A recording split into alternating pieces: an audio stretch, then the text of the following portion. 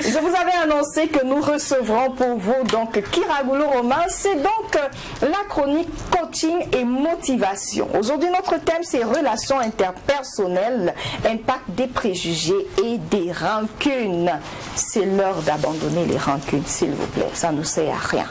Bonjour, monsieur Kiragoulou. Bonjour, Daisy. Allez. Bonjour, monsieur. Comment ça va? Ça va très bien. D'accord, Dieu merci. Vous n'êtes pas rancunier? Oui, non? Non. Très bien. J'étais. Vous l'étiez. Ah oui, il faut vous avez avouer. travaillé à laisser tomber. Bien sûr. C'est une bonne chose. Ah oui.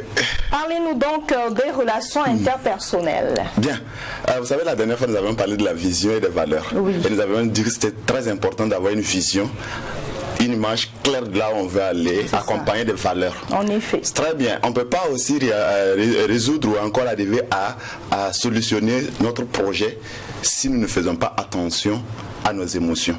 Donc aujourd'hui, nous allons beaucoup mettre un peu l'accent sur les émotions. Et je voudrais commencer par dire quelque chose. Il y a quelques années, dans le quartier où j'habite, nous avons vécu un incident très tragique qu'on est vraiment prêt, on n'est pas prêt d'oublier. Alors il s'agit d'un couple. Ils avaient 2 enfants, la femme était enceinte encore de 8 mois et le monsieur a eu une relation extra-conjugale où il a eu un enfant au dehors. Et cette dernière est passée à la maison pour chercher de l'argent pour soigner l'enfant. Mais à son domicile conjugal. Oui. La mariée a dit que le mari n'était pas là, la dame est repartie.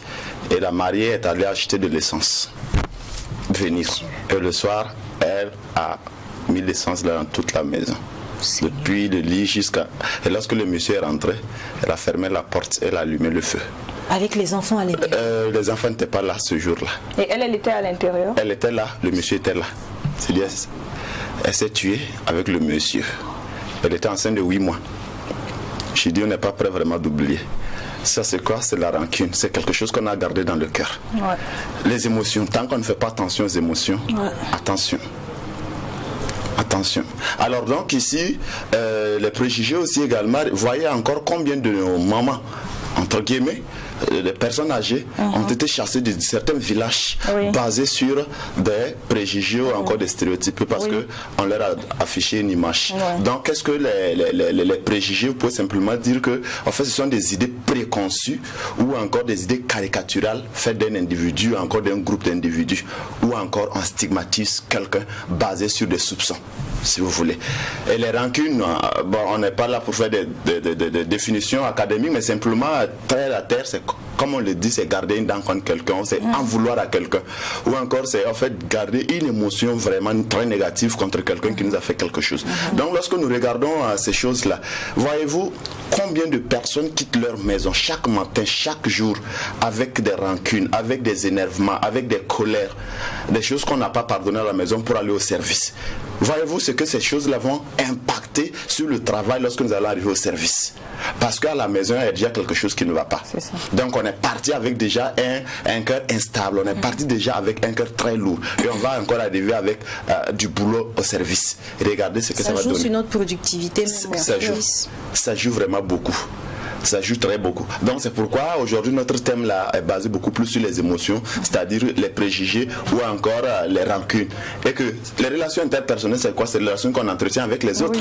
Maintenant ces relations là peuvent être impactées si déjà j'ai quelque chose contre toi, si j'ai quelque chose contre toi, même si je veux jouer au semblant, on va travailler, mais imaginez si nous travaillons dans une même équipe où j'ai quelque chose contre toi, tu as quelque chose contre Heidi et personne ne pardonne l'autre. Comment est-ce qu'on peut être efficace? La productivité va avoir vraiment un coût. Ça baisse. Ça va baisser. Ça va baisser. Et donc, imaginez-vous aussi, par exemple, dans les services, encore si nous travaillons dans un même service, dans un même bureau et que Heidi vient trouver que toi et moi on est en train de discuter. Dès qu'elle rentre dans le bureau, on se tait, on se regarde. Qu'est-ce qu'elle va penser? 99% des gens disent, ah bah, sûrement c'est de moi, ils étaient en train de parler, sinon pourquoi ils vont se taire? Mais qu'est-ce qui te dit que c'est de toi nous étions en train de parler? Parce que ils ont fini juste de parler. Ou encore peut-être que moi j'ai un secret que je veux te partager, c'est à toi seul. Alors toi tu es venu, il faut que je me taise. Mais pourquoi est-ce qu'on se fait des idées dans la tête, que ce soit à la maison ou au service? Donc, mais après tout est dans l'attitude aussi. Hein, bien sûr. On arrête de parler, on se regarde dès que toi tu rentres. Forcément, ça laisse penser des choses. Ah, bien sûr. Alors donc, ce qu'il faut se dire ici, c'est que les préjugés freinent notre créativité et limitent notre pensée. Les préjugés, le fait d'avoir des idées préconçues, des idées caricaturales de quelqu'un, ça freine notre créativité, mais ça limite aussi notre pensée. N'oubliez pas, je crois qu'un de nos numéros ici, nous avons parlé que la pensée est l'arme la plus puissante et que tout ce que nous faisons, c'est basé sur la pensée. Alors que si nous avons des préjugés, des idées préconçues, caricaturales, ça limite notre pensée. Qui veut limiter sa pensée? Nous voudrons tous avoir une pensée pour que nous puissions chaque jour avancer. Maintenant, imaginez que vous ayez une pensée vraiment limitée. Où est-ce que vous allez aller? Mais les rancunes, quant à elles, elles nous rendent désagréables. Elles nuisent à notre santé et elles polluent nos relations interpersonnelles.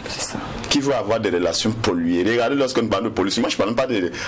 vous parlez tout à l'heure de poussière. De poussière. Hein? Mais regardez par exemple dans les caniveaux, généralement, ça pue. On n'a même pas vu de... Personne, si tu manges un gâteau, ça tombe là-bas, tu n'oses même pas regarder, n'en parlons pas de reprendre ça. Maintenant, imaginez, alors ce sera comme ça si vos relations aussi seront polluées de cette manière-là, si on continue de garder en fait ces émotions négatives dans le cœur. Il faudrait qu'on évite que ce qui est arrivé à cette dame-là.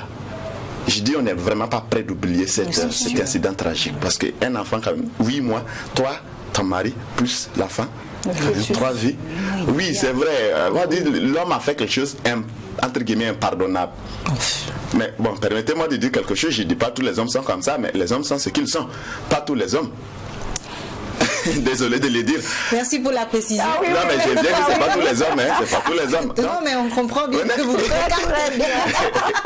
Donc, imaginez, en fait, ce sont des petits incidents, on se dit, non, ça, c'est pas important. Pourtant, en fait, ce sont des petites choses-là qui nous a... Accumulation. Laissez-moi vous donner, si j'ai encore un peu quelques secondes, vous dire une histoire qu'on nous a racontée lors d'une formation que je n'avais pas cru. Il y a un couple qui a divorcé à cause d'une coque d'arachide. Est-ce que vous pouvez imaginer ça? Ça semble être quand même... Je dis non, écoutez, ne me dites pas ce genre de choses-là. Le monsieur a dit, au fait, le couple était là dans le salon pendant qu'ils étaient en train de regarder la télé. Le monsieur mangeait les arachides, il a pris la coque d'arachide, lancé sur sa chérie. C'est devenu bagarre. Elle a commencé à pleurer. Tu veux me casser le bras? Oui, mais regardez ce qu'elle a... Oui, mais regardez en fait... Elle le monsieur de... Mais regardez ce qu'elle a ajouté. D'ailleurs, même tu es comme ça. Et maintenant, elle a fait ressortir maintenant des choses que le monsieur a fait il y a 3 ans de cela, il y a 4 ans, il y a 5 ans. Elle attendait le bonjour pour dire ça au monsieur. Le bonjour n'est jamais arrivé. Comme on dit, je l'attends en tournant. Le tournant est venu lui trouver sur le canapé. Coque d'arachide.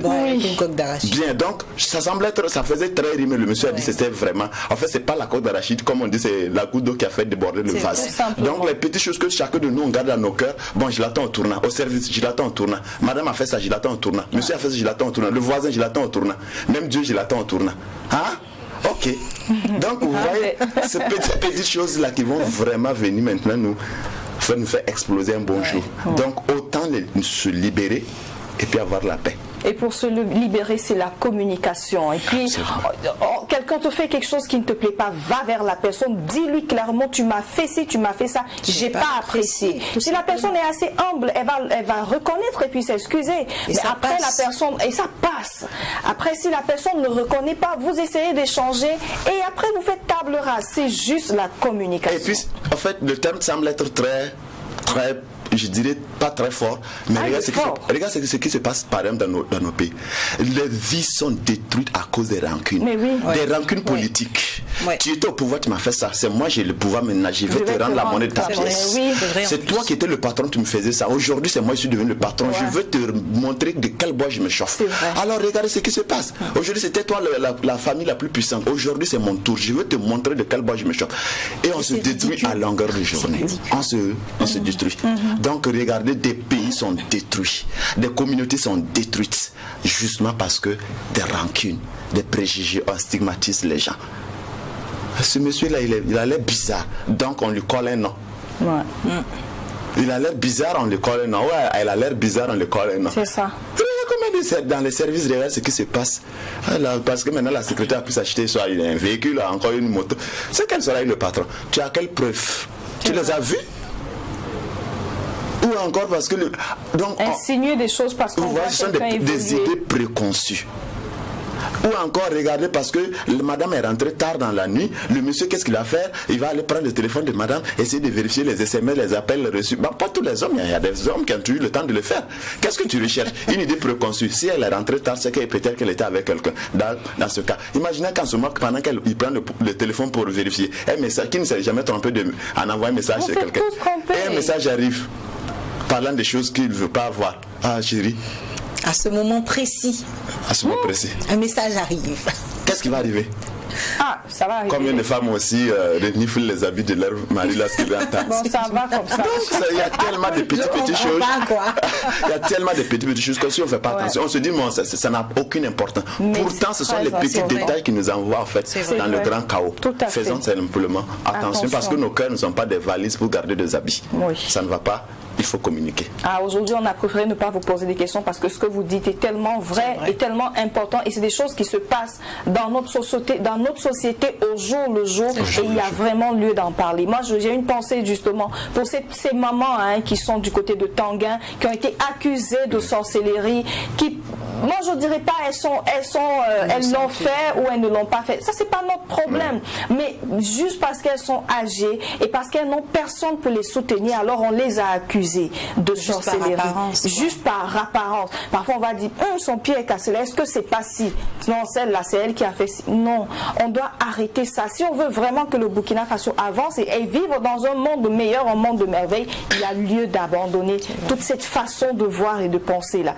Arrêtons les préjugés, arrêtons les rancunes, ça ne nous amène nulle part. On a l'impression qu'on évolue, mais en réalité non, on marche à reculons. Ça, je suis désolée.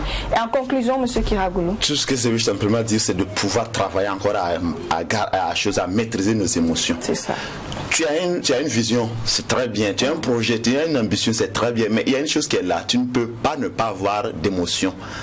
Non, c'est clair. Si tu ne maîtrises pas tes émotions vont te maîtriser. Et là, ce serait le chaos total. C'est clair. Si tu ne maîtrises pas tes émotions vont te maîtriser et ce serait le chaos total. Merci beaucoup. Nous prions pour un Burkina meilleur. Ah oui, on veut loin des préjugés pour ça. Et loin des rancunes et des émotions négatives. Merci. Au plaisir. Pensée positive permanente, s'il vous plaît. Ah oui. Alors, comment est-ce qu'on vous joint, monsieur Kiragoulou? Alors, on me joint simplement au 76 84 85 86. D'accord. On reprend le numéro de monsieur Kiragoulou. Alors, donc, je disais, c'est le 76, le 84, le 85 et le 86. D'accord. Ah, oui. Alors, la page Facebook. Oui, la page Facebook, c'est Blessing Wedan.